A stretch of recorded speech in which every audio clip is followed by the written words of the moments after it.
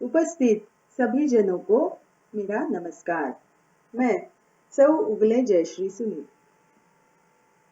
हिंदी सुलभ भारती कक्षा छठी के लिए हम आज पद्य क्रमांक 7 जिसका नाम है नदी कंधे पर, यह देखने वाले हैं। तो छठी कक्षा के लिए नदी कंधे पर जो कविता है प्रभु दयाल श्रीवास्तव द्वारा लिखित है।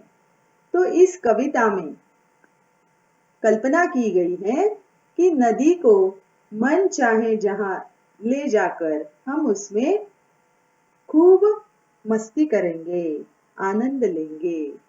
तो यह कवि की कौन सी कल्पना है, इसका स्पष्टीकरण हम इस पाठ द्वारा देखने वाले हैं। मेरे छात्र मित्रों, आपकी अध्ययन क्षमता बढ़ाने के लिए यह पाठ आपको लाभकारक या लाभदायी होगा। गाओ और समझो। कविता 7वीं, नदी कंधे पर, प्रभुदयाल श्रीवास्तव द्वारा लिखित। प्रभुदयाल श्रीवास्तव जो है वह हिंदी के जाने माने कवि थे। इनका जन्म 4 अगस्त 1944 धर्मपुरा, दमोह, मध्य प्रदेश में हुआ। इनकी प्रमुख रचनाएं बुंदेली लघु कथाएं, लोकगीत, दैनिक भास्कर तथा नवभारत जैसे जो समाचार पत्र हैं उनमें भी इनके बाल गीत प्रसिद्ध हैं। तो इनका परिचय जो है वह एक विगत 2 दशकों से कहानी, कविताएं, व्यंग, लघु कथाएं, गजल आदि लिखने में गई हैं। प्रस्तुत जो कविता है यह कविता कल्पना पर आधारित है। कवि कल्पना करते हैं कि यदि हम नदी को कंधे पर उठाकर अपने घर ले आए तो कितना आनंद आएगा, कितना मजा आएगा। हर एक की अलग अलग कल्पनाएं होती है और अपनी कल्पना के अनुसार हम अपने जीवन में आनंद उठाते हैं। तो पहले इस कविता का वाचन या गायन हम करेंगे। देखिए, अगर हमारे बस में होता, अगर हमारे बस में होता, नदी उठाकर घर ले आते, अपने घर के ठीक सामने, अपने घर के ठीक सामने उसको हम हर रोज बहाते। कूद कूद कर, उछल उछल कर हम मित्रों के साथ नहाते, कभी तैरते कभी डूबते, इतराते गाते मस्ताते। नदी आ गई चलो नहाने, नदी आ गई चलो नहाने, आमंत्रित सबको करवाते। सभी उपस्थित भद्रजनों का नदिया से परिचय करवाते। अगर हमारे मन में आता, अगर हमारे मन में आता, झटपट नदी पार कर जाते। खड़े खड़े उस पार नदी के, खड़े खड़े उस पार नदी के, मम्मी मम्मी हम चिल्लाते। शाम ढले फिर नदी उठाकर अपने कंधे पर रखवाते। लाए जहां से थे हम उसको, लाए जहां से थे हम उसको, जाकर उसे वही रख आते। तो इस कविता गायन में ही बड़ा आनंद मिलता है। तो इसका स्पष्टीकरण हम देखेंगे। देखो, अगर हमारे बस में होता, बस इस शब्द के लिए समानार्थी या पर्यायवाची शब्द है वश। वश में होना, नियंत्रण में होना। अगर हमारे नियंत्रण में होता तो यह नदी उठाकर हम घर ले आते। यदि हमारा बस चलता तो हम नदी को उठाकर घर ले आते और रोज अपने घर के सामने उसे बहाते। अपने घर के ठीक सामने हम हर रोज बहाते। कूद कूद कर, उछल उछल कर हम मित्रों के साथ नहाते। देखो, एक व्यक्ति सिर्फ अपने जीवन का आनंद नहीं ले सकता। यदि दोस्तों के साथ, मित्रों के साथ हम रहते हैं, उनका साथ हमें मिलता है तो हमें बड़ा ही आनंद आता है। हम अपने मित्रों के साथ नदी में खूब उछलते कूदते और देर देर तक नहाते रहते। यानी हम अपने मित्रों के साथ उस क्षण का, उस पल का बहुत ही आनंद उठाते। इस चित्र में दिखाया गया है, देखो चित्र में एक सुंदर घर, उस घर के ठीक सामने यह नदी बह रही है। कितना सुंदर नजारा, प्रकृति का सुंदर दृश्य इस चित्र में दिखाया गया है। कवि की यही कल्पना है कि मेरे सुंदर घर के सामने ऐसी ही एक सुंदर नदी बहती हो और जब चाहे मैं उसे जहां से उठाकर अपने घर के सामने रखूं, जहां चाहे वहां ले जाऊं और उसमें खूब मजा या आनंद कर सकूं। कविता का दूसरा चरण।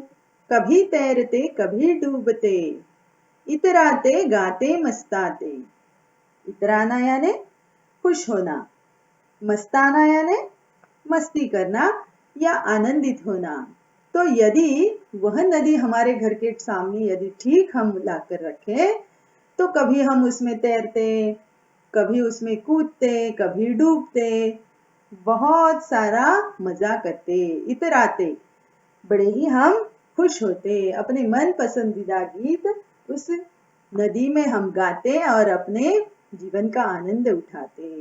नदी आ गई चलो नहाने, हम चिल्ला चिल्ला कर सबको बता देते। क्या? आमंत्रित सबको करवाते। सबको आमंत्रित करना यानी न्योता देना, कि हम सबको न्योता देते कि चलो नदी आ गई है, नहाने के लिए चलो। सभी उपस्थित भद्रजनों का नदिया से परिचय करवाते। भद्र यानी सज्जन, भले लोग। वहां पर जितने भी लोग हमारे बुलाने पर आते, हम सभी सज्जनों का उस नदिया से परिचय करवाते। अगर हमारे मन में आता, झटपट नदी पार कर जाते। जब कभी भी हमारे मन में नदी को पार करने का विचार हो, तो हम तुरंत उस नदी को पार कर लेते। देखो नदी का पात्र भी बहुत बड़ा होता है, जैसे इस चित्र में दिखाया गया है। एक छोर और दूसरा छोर, इनमें बहुत सारा अंतर होता है।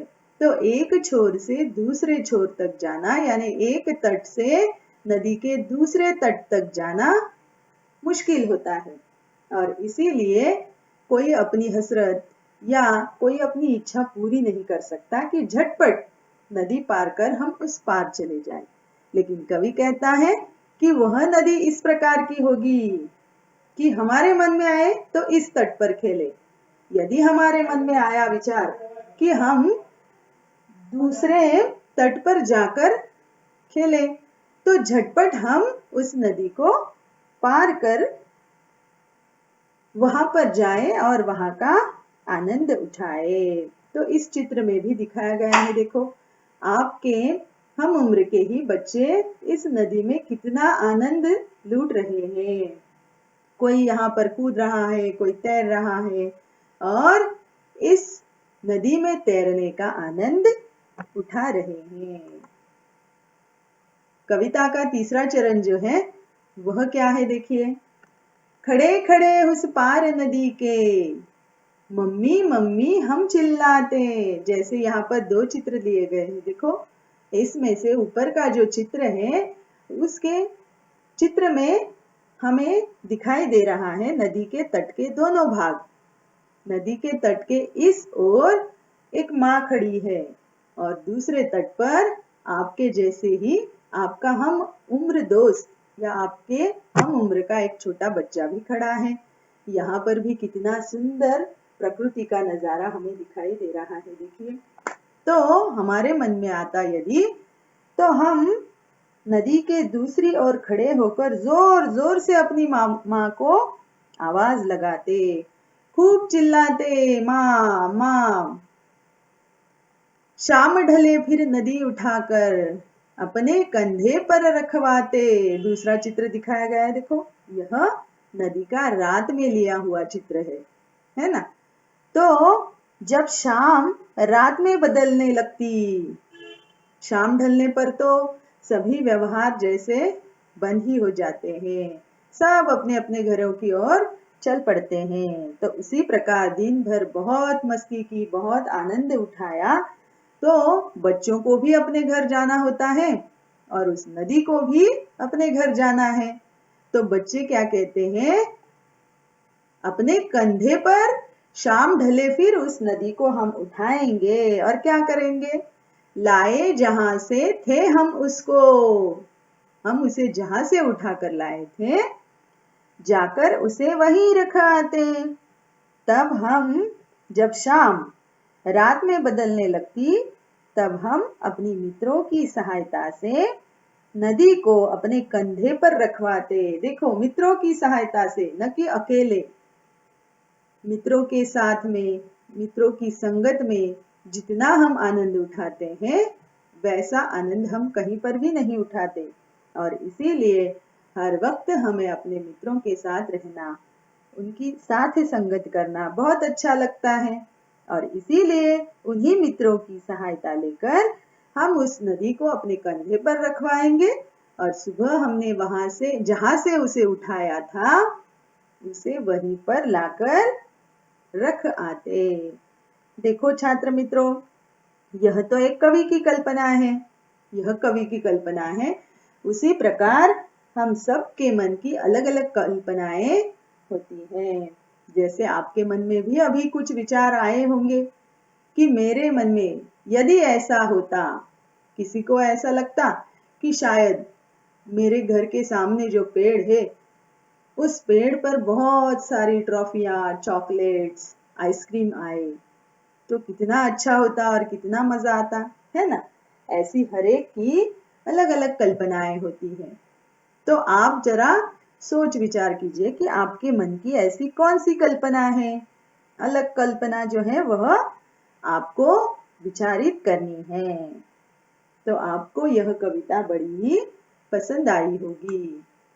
तो इस कविता के आधार पर आज का स्वाध्याय है, नदी की आत्मकथा अपने शब्दों में लिखिए।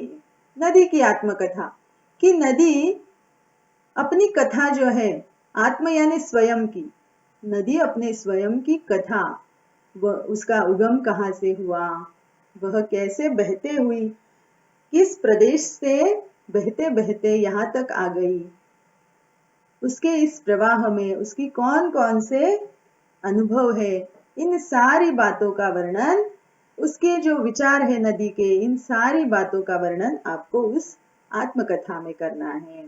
आपको कथा इस प्रकार लिखनी है कि आप स्वयं नदी हो। कल्पना करो मैं स्वयं नदी हूं, यदि मैं नदी होता या होती तो मैं कैसी होती। तो यह जो कथा है स्वयं नदी के बारे में, यह आपको सोच विचार कर लिखनी है। धन्यवाद।